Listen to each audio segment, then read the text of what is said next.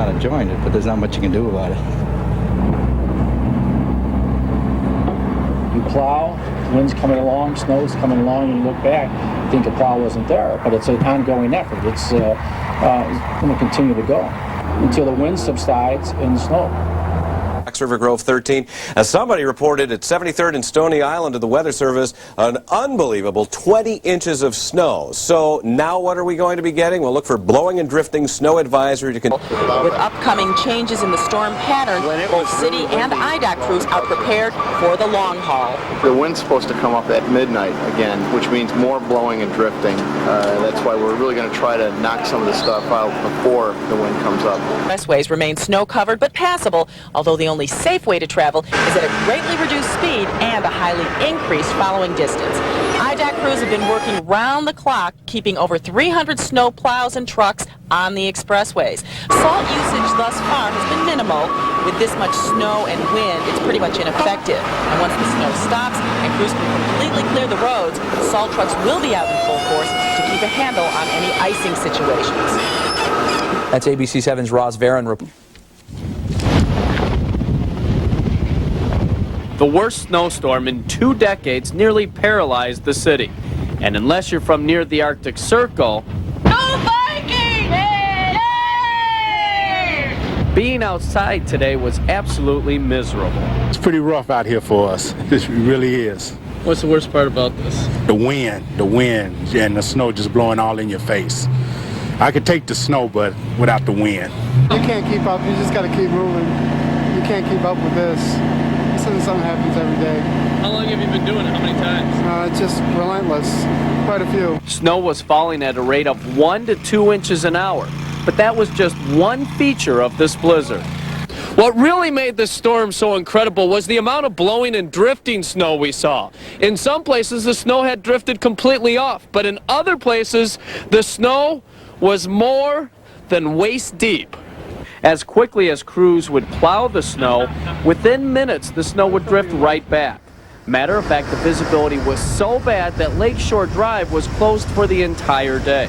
On Dearborn Street, the snow was so deep that crews just put the snow in 12-foot high piles and will haul the snow away when the storm finally diminishes.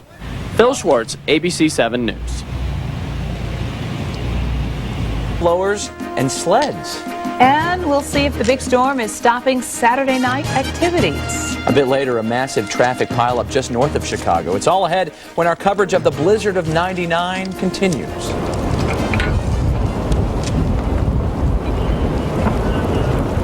Storm, this is how it looked downtown today.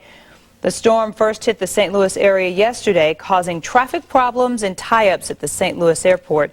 A combination of rain and snow made the roads very dangerous. Midway, 17, but officially, there's your number to remember. For record-keeping purposes, 16 inches of snow at O'Hare. During a typical month of January, we average 10.5 inches of snow. Hardly anybody escaped with less than a foot. 12 at Naperville, Geneva, Crystal Lake, 16 at Lake Villa. On the north side, Broadway and Peterson, about 20 inches of snow, 17 at Elation. We were among the biggest, though, 16 here, 13 up the road at Milwaukee at Billy Mitchell Field, Des Moines 7, Minneapolis 5, 7 at St. Louis. Indy picked up 9, and over in Detroit, where they may get a little more out of this thing, already 8 inches of snow.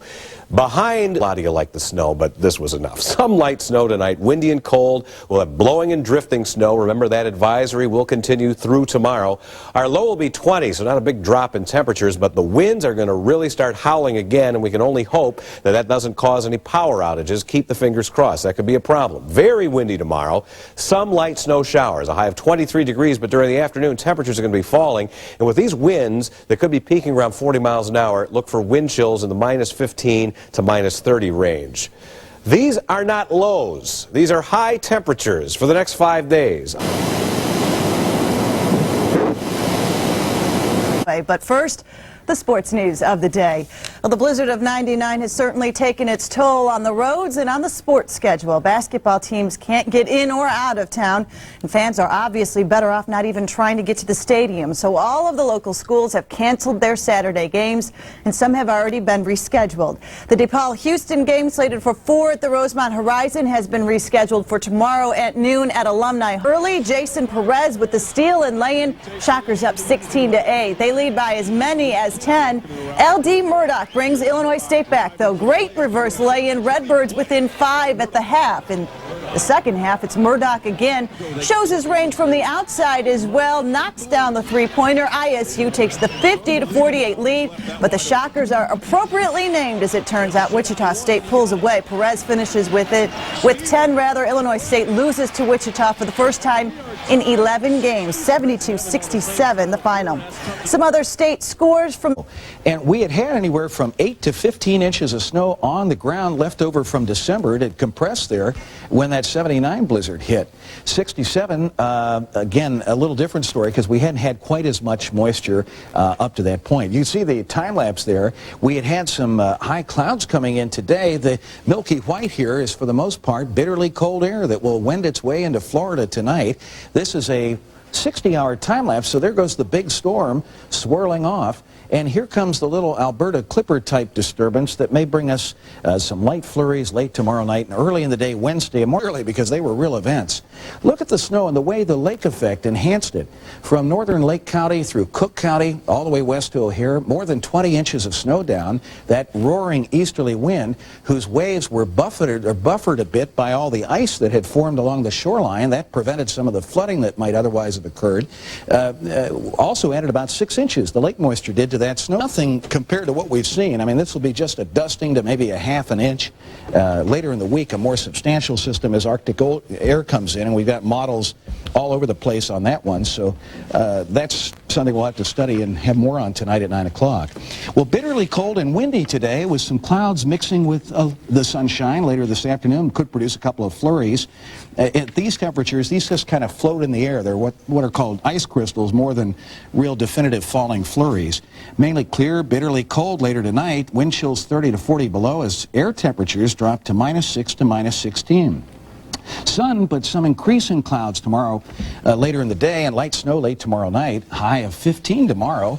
But look at this. We jump up into the 20s during the day on Wednesday with the snow ending very early in the day and the sun. 9. It's supposed to be below 0 this time of the year on the average in Caribou, so enjoying that. But 10 degrees in Pittsburgh this morning, below 0 in Chicago, well below in Minneapolis and Des Moines. Meet some dogs and their master who deserve any time in the sun they can get. After all, when their off-season ends, they come to be pretty busy. In Denali National Park in Alaska, there's no mechanized way to get around. Snowmobiles are not permitted in the wilderness that surrounds Mount McKinley. 3,000 miles of winter patrols depend on these dogs. And Gary Coy, the only kennel manager in all of the National Park Service, depends on them too. On the other hand, sometimes they depend on him. You know, if the snow's too deep for the dogs to go through, I become lead dog. I put on snowshoes and brake trail in front of them.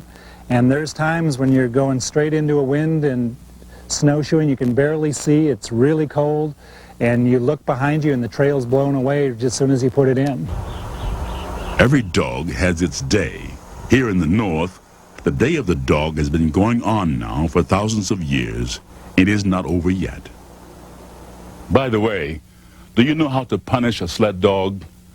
You make him do what he hates to do more than anything else in the world.